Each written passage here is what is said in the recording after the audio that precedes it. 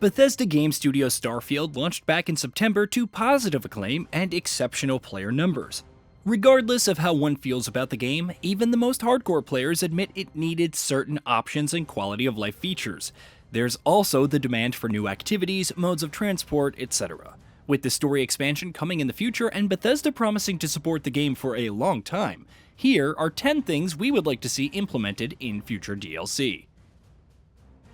Vehicles and mounts.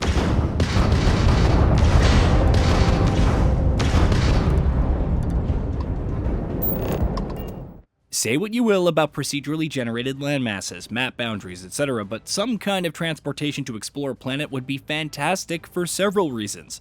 First, for a game focused on space exploration and replicating the desolation and loneliness of it, why not replicate those feelings of driving a rover around, especially since there are in-game models for the same? Second, more storage while running around, which is always good. Third, it means if you don't want to invest in powers for sprinting around more or perks that increase the boost pack speed, you don't have to. Finally, who doesn't want to tame the creatures on some planet and ride around, causing trouble for the locals or battling other creatures? You could even add special features for some mounts, like gliding, mining, climbing, and swimming to encourage other uses for different vehicles in specific scenarios. There could also be some events or points of interest that specifically require those vehicles. Also, mechs, they're officially part of the universe, so just give us one with full customization. Underwater exploration. Speaking of swimming, underwater exploration needs to be in the game since yesterday. There must be ways to build underwater, encounter dangerous new aquatic life forms which could be used in new recipes, and even add some fishing. Would it be too much to add a submarine that players could use to explore the depths? There is a lot of untapped potential under the sea, whether ancient ruins and seeking out lost treasure or encountering some terrifying entity in the depths. Co-op support.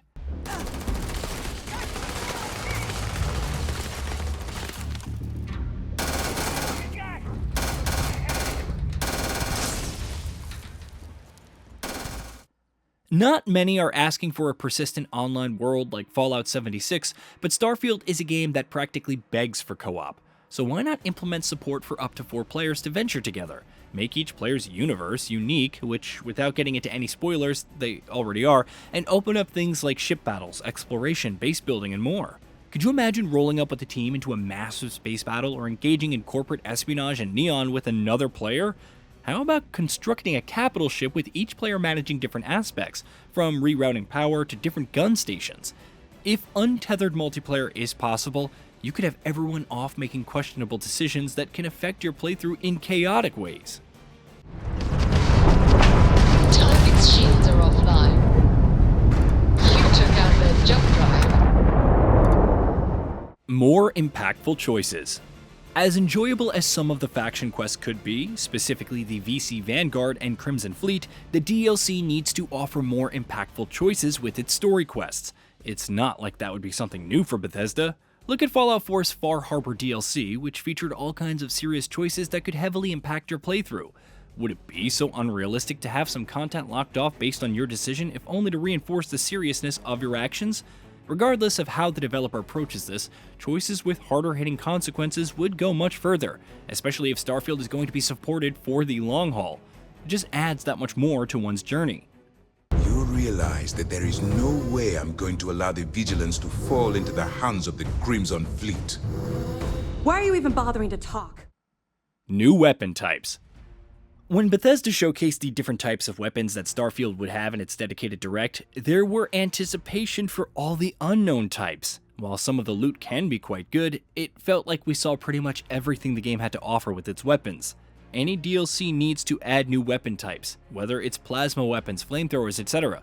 It also shouldn't be afraid to get imaginative. What about spike launchers or targeting lasers that call down orbitable bombardments? How about weapons that can be dual-wielded, like Uzis or lever-action shotguns?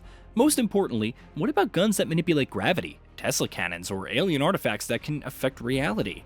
There's a lot of untapped potential, and we're eager to see what Bethesda delivers next. More options for melee combat. Aside from new ranged weapons and more variety in weapon types, there must be more options for melee combat. It's the future, but there are no beam swords or laser whips, no sledgehammers or drills for the more industrial setting or even power fists. A chainsaw sword may garner complaints from Games Workshop, but more melee weapons are needed. On top of that, Bethesda must provide some melee combat options, whether mods, different attack patterns, or expanding on the base types with more variety. Expanded planet generation.